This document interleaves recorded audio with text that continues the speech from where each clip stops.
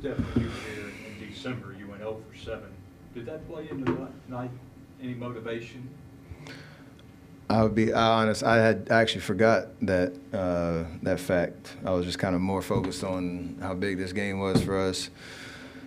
The intentionality that we came out in the first quarter was just a great game plan to understand how they guard us. I thought about their style. They try to junk up the game on defense, top blocks, and trying to send me into the paint and traffic and all that. We had a counter for that to start the game. But other than that, it was just trying to win a big game and embracing the moment. How'd you hit him on this trip? Golfed a couple times? I know Steve's talking. When I golf, good things happen. You just fill the cup up. Everybody has their thing. And for me, beach being outside is always nice. How rejuvenated do you feel from maybe the week off, maybe the golf, whatever?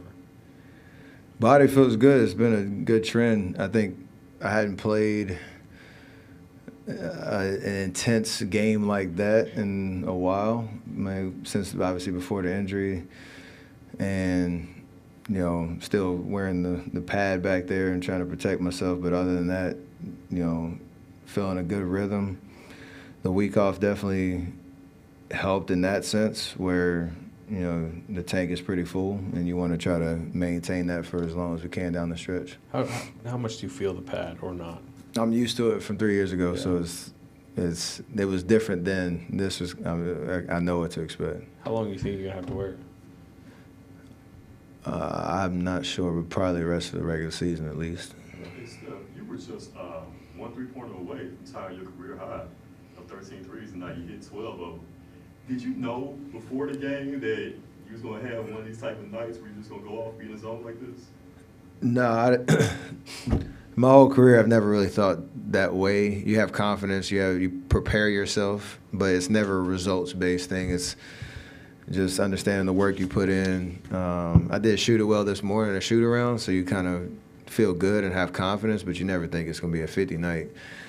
But the first quarter was just rhythm and decisiveness and the byproduct of good preparation for this game, and then the rest kind of you just flow off of that. You kind of mentioned it earlier, but what specifically were they doing trying to stop you defensively, and what's the best way and the way that you exploited that? The main point, they just try to take the ball out of your hands. Like last time we were here, my shot attempts were way down just because they were top blocking pretty much at 94 feet and just trying to keep the ball out of their hands, and then you're not able to get a rhythm. And they have obviously Wells, who took the assignment on their game plan last game and this game. They got Jaren Jackson, Defensive Player of the Year behind. They got Zach Edey's 7 foot plus. They got size everywhere, so they try to just funnel you into traffic. And I think tonight we're just trying to get the ball in your hands as much as possible and then let chaos kind of flow from there. And usually good things happen. What dynamic does Jimmy give fourth quarters for you guys?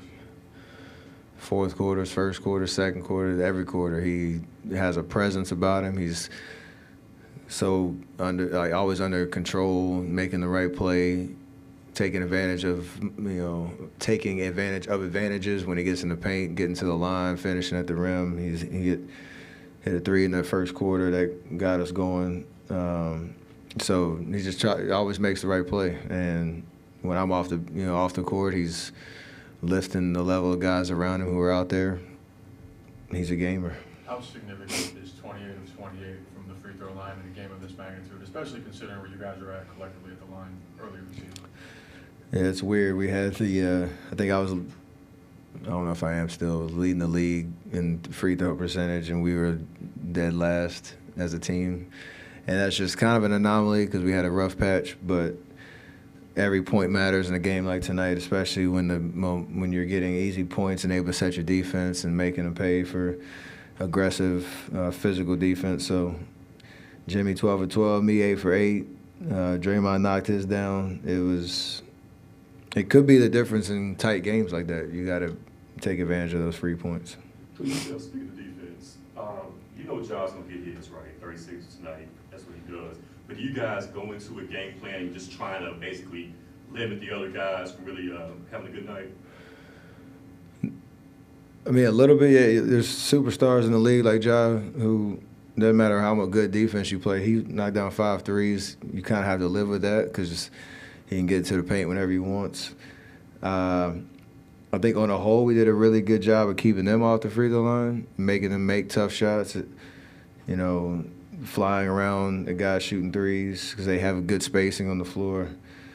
Draymond and Jimmy doing a great job on Jaren Jackson, even though he had some moments. But yeah, you want to run them off the three-point line as best you can because that's, you know, when they're flowing, the balls, you know, flying around, they're tough. And then you just got to take the challenge one-on-one. Even if they make a tough bucket, you just, you know, shake the hand, fly back on offense, and just keep doing it over and over. You had 11 threes in the mid-third. Did you at all think, I mean, especially in a tight game, that could be a night you could reach Clay?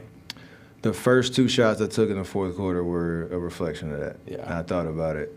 And first touch, shot it in the transition, and went ISO left wing, missed both of those, and then I kind of came to reality on let's get good possessions if I do it or whatever. But that was the ultimate heat checks, even though I just got back in the game. You passed Jerry West tonight, all-time scoring list. What's that mean? I got a little emotional about that. That's special, obviously, you know, in his memory and what he meant to our organization, to the league, to the world of basketball, to our organization when he worked here, and, you know, my relationship with Johnny. And I got to talk to him after the game just to share a moment on what it meant for, you know, me, my family, you know, the entire West family. So that is special. Just understand what his career was, and that's the logo. So very special. I'll keep that ball and put it in a good place. Great, thank you.